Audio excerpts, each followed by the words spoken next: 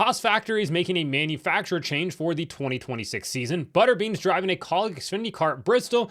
It's pretty interesting, and let's talk about Gateway. Welcome back to Break Hard. I'm Matt. History always finds a way of repeating itself. What was once old is new again.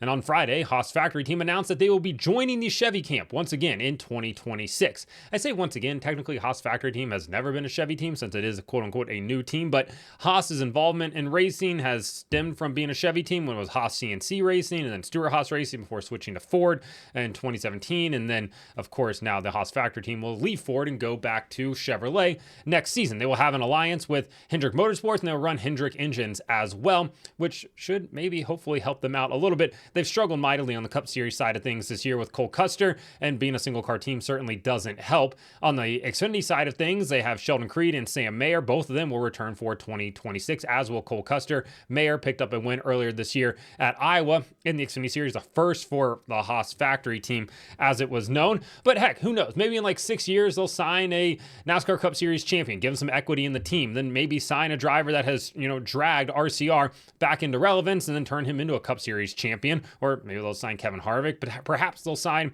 a rising female in motorsports as well and cash those checks until it finally runs dry or until they wreck enough equipment there as well. And history will just really repeat itself once again. Yeah, this isn't a super surprising move. We've heard a lot of talks about Haas Factory team. Are they going to join with Legacy Motor Club? That fell out pretty quickly there. Legacy's got an ongoing, litigation with Rickware Racing. We'll see what happens and what comes out of that into the future. But for Haas, I think this is probably the best opportunity for them to remain relevant as a single car team. They have no interest in becoming a multi-car team, apparently. They're not interested in taking back the charters that were sold to 2311 Racing and Front Row Motorsports. They said that in a statement to NASCAR that they don't want to take those charters back because they don't have the means to fund those cars or field those cars. Rather, they can fund them, but in terms of fielding them, they're not interested in doing that. So a switch to Chevrolet, helps out a little bit. Obviously, Hendrick has strong performance. They, of course, are aligned with Spire Motorsports as well. Hayek gets Hendrick engines, and now Haas Factory team will as well. Don't know about their pit crews. I would assume that with this Hendrick alliance comes a Hendrick pit crew as well. I guess we'll have to wait and see. Probably be one of their development crews. And typically that's how these things have worked out in the past. But them switching back to Chevrolet, of course, obviously they were a Chevy team when it was Stewart Haas Racing. They were a Chevy team when it was Haas Factory or Haas CNC Racing as well. So familiar territory in a sense. I know a lot of people were speculating that they were going to go to Toyota because they have a pretty strong Toyota partnership over on the Formula One side of things. Toyota's not officially part of the team in terms of being a manufacturer, but Toyota provides a lot of assistance, a lot of technical support as well, but it's not a Toyota F1 team. So there was some thought process that maybe they would switch to Toyota because of that partnership. For a lot of these race teams, diversification is a good thing. There's a reason Penske runs Ford in Cup. There's a reason he runs Chevrolet in IndyCar. There's a reason he runs Porsche over in WEC and IMSA as well. It's always nice to have your eggs in some different baskets here. We see the same thing or saw the same thing with Ganassi, even with Spire, right? On the IndyCar side of things, they have TWG Motorsports. Spire, they have Chevy. Andretti Global, they have Honda. Of course, on the Formula One side of things, they're going to have another GM product, that being Cadillac. But you like to not always have the same brands support you across every single series, because if somebody decides to pull the plug on motorsports, there's a chance that you're probably going to have one of your programs get cut, and that's unfortunate for everyone involved. So Haas Factory team going back to Chevrolet.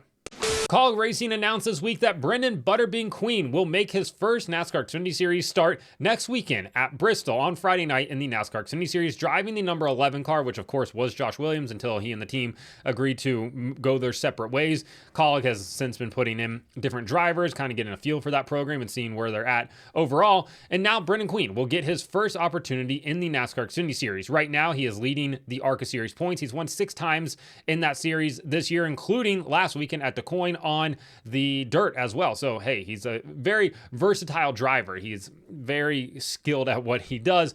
Super talented in the Cars Tour. Great to see a guy like this get an opportunity to go run the Xfinity Series as well. At the age of 27, he's a little bit older, right, in terms of breaking in and getting these opportunities, but this dude grinds. He wants this to happen. I mean, he was working on the docks in Virginia, running late models as well, late model stocks in the Cars Tour. Got his opportunity with Tricon last year in the Truck Series, finished 4th in his first ever race at North Wilkesboro. Then he had 2 top 20 finishes after that at Nashville as well as Kansas. This year he made 1 Truck Series start at IRP, driving for Spire in that 07 truck, got a 16th place finish rather. My apologies for that. Overall, this dude is incredibly talented. I'm psyched to see him get this opportunity. But getting this opportunity certainly is going to raise some eyebrows. Some people are going to be paying attention to this because Brenden Queen's name has been associated with Kaulig Racing and with the Truck Series for 2026. Obviously, Ram is coming in.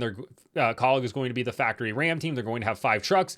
Brendan's name has popped up in silly season conversations a few times when it comes to drivers that could potentially end up in this Dodge program. And now him getting the opportunity to run this Xfinity Series car at Bristol, I don't think it's just a random coincidence. I think this is very much a familiarize yourself with the team type of situation, and for the team to get an idea on what exactly he brings to the table, what his feedback sounds like, and how he is to work with as well. So I would say that there's probably some smoke around this fire about Brenden Queen going over to the Ram truck deal next year. We'll see what the other options are for the Ram side of things. But for him, I think it's a great opportunity overall. He's a Virginia guy. Chris Rice is a Virginia guy. Just tying things together here. Not sure if that actually played a factor into it at all. But, you know, it's can't hurt, right? And finally, let's talk about Gateway. Is this the most forgettable race on the NASCAR schedule every single year? Other than the year that Carson Hocevar had that really bad crash and people thought that he had his leg amputated, for the most part, this race is rather forgettable, all things considered. Obviously, in the first year, you had Joey Logano winning, then you had Kyle Busch winning, and then you had Austin Cindric winning last year in a pretty interesting-ish race in terms of like Ryan Blaney ran out in the closing laps of the race there. Chris Rebel, I believe, went down a cylinder as well, kind of handed off the lead. Austin Cindric goes on to win.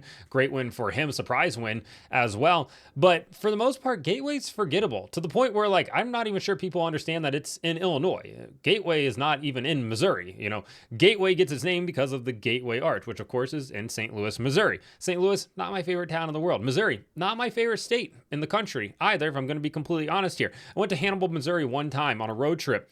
Randomly stopped by there. Not sure how I ever ended up there. I don't recommend driving back from California in one straight shot. Kind of get delusional at times. But I was there and I thought, man, this place is a dump. I don't think I ever want to come back here. At the same time, I have been to other places in Missouri. Never really been a big fan. However, Gateway is in East St. Louis, which happens to be in Illinois, which does not make it any better than Missouri, and in fact is just as much of not a great place. I don't recommend walking around East St. Louis or really exploring East St. Louis that much either. It's not the most pleasant place in the world. Everybody was worried about going to Chicago. You should be more worried about going to East St. Louis. But Shane Van Gisbergen said he doesn't even know where St. Louis is at on a map. Well, I'm here to tell him that it's in Illinois, the same place that Chicago is at, just on kind of opposite corners of the state there. Fun fact about Illinois, that they stake claim to Abraham Lincoln, as does Indiana, as does Kentucky as well. These Midwestern-ish states really want to make sure that Abraham Lincoln is a part of their history. I think Kentucky claims that it's the childhood home of him, and then Indiana claims that it's the boyhood home of Lincoln, and then Illinois is essentially where he launched his political career at as well. So you can kind of just follow the progression of Abraham Lincoln throughout his years, and child here, teenager here, adult, moving on, headed west, and then he went back east as well. Other fun facts about Gateway. I assume if you're there, you would really like for a tornado to pick you up and take you anywhere else. I don't have any fun facts about this place in general. I do think that this might be the most forgettable race on the calendar every single year. And why it's in the playoffs is a bit of a head scratcher, other than the fact that they don't have an NFL team to compete with. Sorry, Stan Kroenke took it away from them, ripped it right out from underneath them, and put it in Los Angeles and promptly won a Super Bowl with them. And I'm sure everybody there is very, resentful of that. The St. Louis Cardinals, they're cheeks. They're not very good either. And I say that as a person that supports Cincinnati Reds, who are also really bad as well. Just won underneath 500. Can't beat the Mets. Their season's done. Dusted. Get them out of here. Go home. Why even bother playing the rest of the year? Other things about St. Louis. I'm trying to think of something nice to say, because I don't think I've said anything nice so far. Budweiser is based out of St. Louis. And again, that's actually in Missouri, not in East St. Louis over here. Yeah, overall, I don't really have that many great things to say about it. There is a casino on the other side of the river from Gateway International, kind of, if you're going on 70 right there. So you could potentially go over there and check that out if you're into, river casinos. Not a river boat casino, but just a casino that's rather on the river. Either way, yeah, I don't need Gateway to be back in the playoffs. But guess what? It's going to be in the playoffs again next year. But overall, I guess there's not much local competition for them when they go there. Same thing about New Hampshire. The Patriots stink, so I guess I don't really have to worry about the Northeast in football when it comes to that. And college football just doesn't matter up there for the most part either. Yeah, Gateway happens. It's going to happen again this weekend, and likely probably going to be one of the more forgettable races of the entire schedule. So let me know in the comments what you think about Haas factory team switching over to Chevrolet in 2026. Brenden Queen getting an opportunity to run the Kaulig Xfinity car. Do you think that's going to lead to more opportunities for him next year? And thoughts on Gateway. Do you like it? Do you want it on the schedule? Do you not want it on the schedule? Let me know in the comments. Like and subscribe to the channel. Follow me on TikTok at BreakHard, Instagram, Twitter, and Facebook at BreakHardBlog.